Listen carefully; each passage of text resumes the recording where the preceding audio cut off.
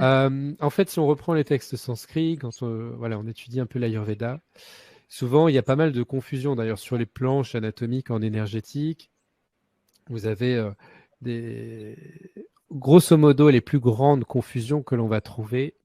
Par exemple, le deuxième chakra, Svadhisthana, Svadhisthana chakra, ça n'a rien à voir avec le hara. Des fois, il y a des confusions avec ça.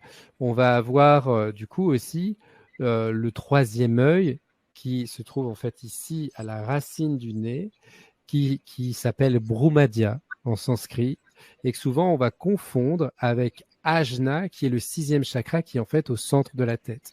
Donc Ajna est au centre de la tête, Brumadhya, troisième œil, est ici à l'avant dans les pratiques, et tel que c'est enseigné dans les textes en sanskrit. Souvent on les confond parce qu'en fait ils rayonnent dans la même direction, à l'avant et à l'arrière. Par contre, Brumadhya, donc le troisième œil, est un chakra mineur, alors que Ajna, le sixième chakra, est un chakra majeur. Donc voilà un petit peu la petite différence. Et précision, alors on est toujours dans l'anatomie énergétique, mais Brumadhya, cette racine du nez, c'est aussi un endroit où vient se connecter deux nadis, donc deux voies énergétiques importantes, à savoir Ida et Pingala, une énergie solaire et une autre lunaire, qui arrive en fait au niveau ici de la racine du nez. C'est pour ça qu'il y a des pratiques comme Nadi Shodhana ou des pratiques en fait de respiration alternée, des choses comme ça.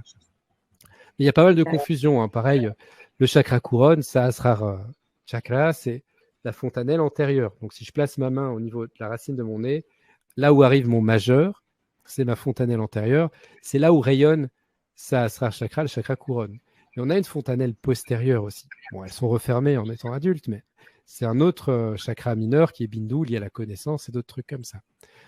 Donc le New Age, c'est super, ça partage ses connaissances, mais des fois, ça les adapte un petit peu à sa sauce. Et donc, c'est intéressant de revenir aux sources.